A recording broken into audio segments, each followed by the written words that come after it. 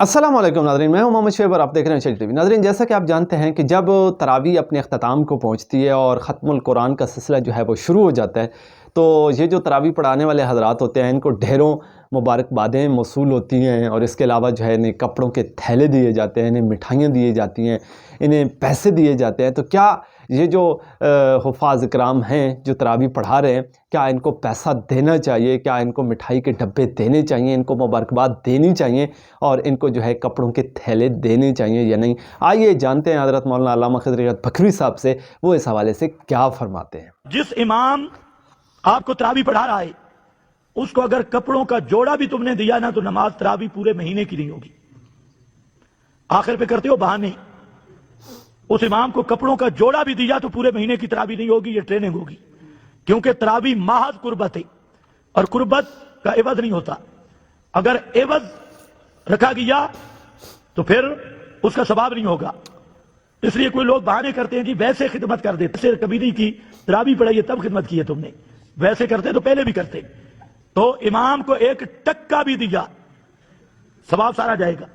تو ناظرین، جیسا کہ آپ نے سنا کہ علامہ صاحب یہ فرما رہے ہیں کہ ان حفاظ اکرام کو جو تراویح پڑھانے آتے ہیں ان کو اگر آپ پیسے دیں گے اور یہ پیسے لیں گے تو پھر کسی بندے کی نماز نہیں ہوگی، نماز تراویح ضائع کر دیں گے، کیونکہ ان کو پیسہ ایک ٹکا بھی نہیں دینا چاہیے۔ تو پھر ان کا کہ عوام کے لیے تو بڑی خوشی کی بات ہے، لیکن مولویوں کے لیے یہ بڑی خطرناک بات ہے، اور مولوی ناراض بھی ہوتے ہیں کہ علامہ صاحب آپ نے ایسا کیا کہہ دیا ہے کہ ہمارے تو پیٹ پہ آپ نے لات مار دی ہے، ہمارا تو کاروبار بند ہو گیا ہے۔ بلکہ علامہ صاحب یہ بھی فرما رہے ہیں کہ یہ جو تراویح پڑھانے والے حافظ ہیں نا، یہ جو ہے نا معاہدہ کرتے ہیں، ہاں بھائی آپ کو کون سی والی تراویح پڑھانی ہے، 50,000 والی یا 70,000 والی؟ ٹھیک ہے، 50,000 اور 70,000 میں آخر فرق کیا ہے، یہ بھی سنیے ذرا۔ آج کل ٹھیکے لگے ہوئے، حافظ چار جگہ پہ سنا رہے ہیں، 20,000 ایک جگہ، 25 دوسرا، 30 دوسرا، اور حافظ پوچھتے ہیں تراویح، یہ میں مذاق نہیں کر رہا، آپ شہر میں جائیں تحقیق کریں، حافظ پوچھتے ہیں کون سی تراویح پڑھو گے، 50,000 والی یا 70,000 والی؟ یہ پوچھا جاتا ہے 50,000 والی یا 70,000 والی؟ وہ فرق کیا ہے؟ مجھے ایک ساتھی نے بتایا، میں نے حافظ صاحب سے پوچھا بھئی کیا فرق ہے؟ کہتے ہیں جو 70,000 والی ہے اس میں الفاظ سمجھ آئیں گے، اور جو 50,000 والی ہے وہ پھر مجھے آپ پوچھ نہیں سکتے لفظ سمجھ آ رہے ہیں یا نہیں۔